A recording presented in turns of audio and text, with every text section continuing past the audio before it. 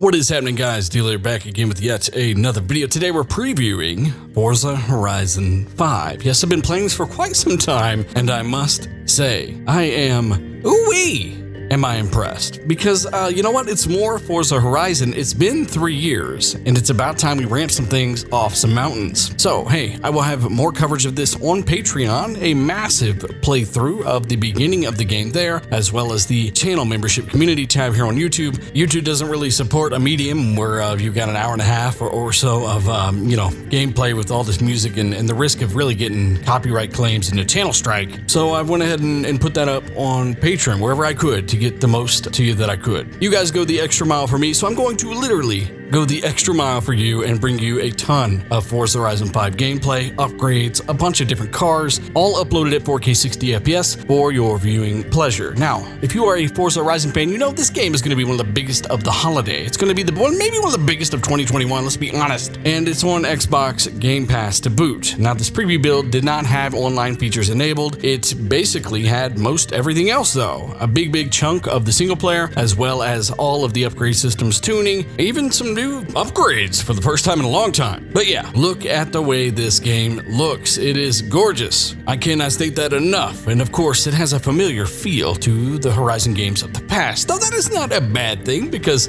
well, they're kind of still in a league of their own. But nevertheless, if you're like me, you're excited. It's one of the biggest Xbox games coming out, and you love Forza. You love racing games, maybe. Maybe you're just new. Well, welcome to the party. This is the Horizon Festival, and here you can have a robot leg. You too can have a robot leg. Of course, the game starts out with you falling out of some kind of massive cargo plane. This is utterly ridiculous, and it works. It works perfectly, in fact. You do find yourself in several different vehicles at the beginning of this game. Just a mere smattering of variety. Mere smattering. Who says that? I do.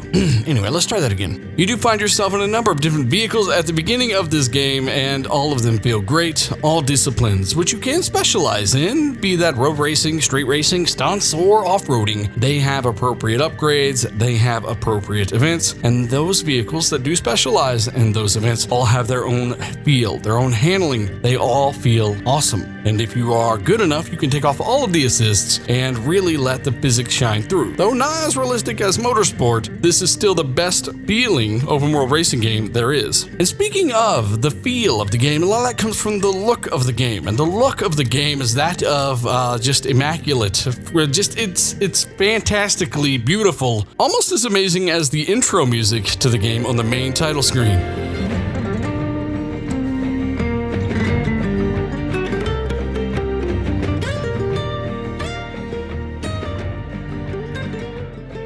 Races are fun, they are appropriately long, and you can do them with friends or just by yourself. And when this game does go live, every single car you see in the open world is supposed to be a real player. On the Series S and X, the game looks absolutely phenomenal. Series S not having ray tracing before launch, but they do promise that patch at launch. There is a 60 FPS mode and a 30 FPS mode on both, and I'm playing on the Series X currently at 60 FPS. 60 FPS is easily the best way to experience the title, and ray tracing being only available in Forza Vista, it's really not worth your time to spend in 30 FPS, but there is a very convincing reflections technology on these cars that I'd never seen before. For example, this Bronco here, you literally see the flags and environment in the rear view window, or the rear window, and it's pretty convincing. You know, there's a lot of pop in there, and it's obviously pre-release. It's not the final product. It will improve, but at the end of the day, that's not ray tracing. And it does try to mimic ray tracing in a way, being that it does reflect things that are not currently on screen. And a buddy of mine was kind of explaining, maybe it's kind of like the rear view mirror. You know how they do that extra camera that kind of points behind you and you can see the cars behind you? Maybe it's some kind of variant of that, and obviously at a lower quality. It's still impressive. It still does add another dimension of depth to the game, and I think it looks pretty cool for what it is. Though not final, it does already look pretty good. There are 11 different biomes. They can be seen on the title screen of the game itself, and man, again, they are very diverse. They're all immaculately detailed, and they all have awesome races for you to take part in. The cars do feel pretty good. The physics of the game, it just feels good. Once again, I'm all over the place here, but that's because my mind is just racing, kind of thinking about all of the fun that can be had here with friends and how the cars feel. I can tune any of these cars to do what I want because I'm an experienced Forza Motorsport player. And obviously, again, for those on Patreon, those that are channel members, you'll see almost 2 hours of gameplay here. The game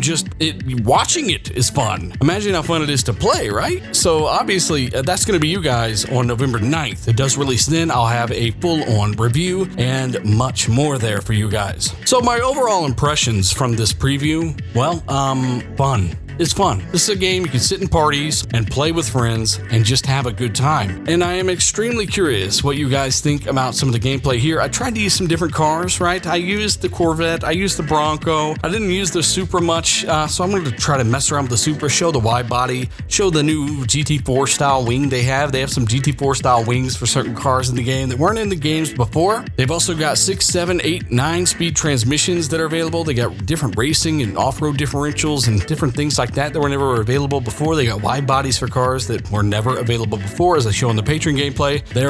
There's just a ton. So yeah, let me know your thoughts about all of this down below. And again, shout out to Xbox for letting me take part in the preview build for the press, and you guys are the ones who put me in this position to bring the gameplay to you with my thoughts at 4K 60 FPS on Xbox Series X. I will definitely have a review for this title, and I wanted to at least put out a video and perhaps even another one, be it on Patreon or even here with some tips and tricks, some tuning and build guides for people to help people put the right parts on their car to keep the thing on the road. A lot of people think the game just has weird handling. Half the time they got all the assists on, and then the other half they got 1,000 horsepower on some 255mm tires and don't really understand what's happening, right? So there's a lot to be really taught here, or a lot to be shown here, and knowledge is power. No, it can be. I mean, technically can be, but you get what I'm saying, right? For example, let's say you have a very powerful muscle car like the 2013 GT500, and well, a lot of people can't control this car, especially with no assist. Well, how do you fix that? You'd be surprised how many people don't even really go through this thought process of how do I make this car handle how I want. It's a mini game within a mini game, right? It's a game within a game. The putting builds on cars is one of the most important things you can do, and you can literally alter and create your dream car by putting the right width of a front tire compared to the rear tires, right? It's all relative. If you've got wide rear tires but very skinny front tires, well, guess what? Those rear tires are not going to let go of the road unless you do so through the use of power, through the use of throttle. They're not going to let the car pivot through the corners, right? So you got to find a balance. Front tires versus rear tires. Obviously, it's all dictated by the way the car puts power to the ground, and you got to find the best way to do so using your right finger, right? No tune can really help a bad driver beat great drivers, but we can't help you stay on the road.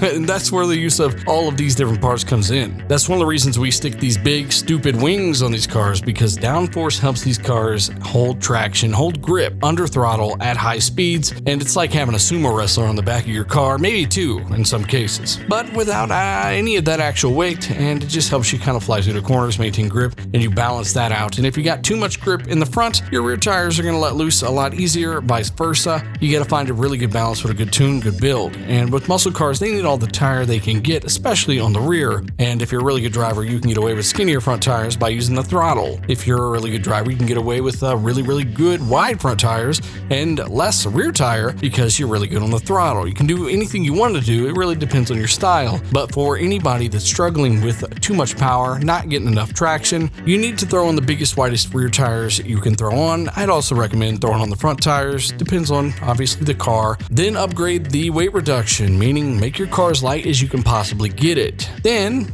perhaps the tire compound, one or the other, in either order, but never go for horsepower first, especially if your car is already really powerful, because lightening the car and of course improving the tire gives you even more control and lets you better utilize the power your car already has. So instead of the 600 that was already here, now that you're 800 pounds lighter, better tires, wider tires, it's like you got 800 horsepower now. It really does leverage the power your car already has, and I recommend doing that before you go adding even more power. Leverage, utilize the power your car already makes, then add power when you have no other option. That's a big part of good builds that keep you consistent on the track. Again, all of this was primarily for people struggling to get traction, and obviously, hey, there's a lot of ways you can go about this. There are a billion explanations for every single part of every single thing I just said. It can all be taken in different ways depending on what kind of driver you are and how you like to get around the track, get around the map, right? Let me know your thoughts down below. Of course, hit the like button if you ended up enjoying the footage here.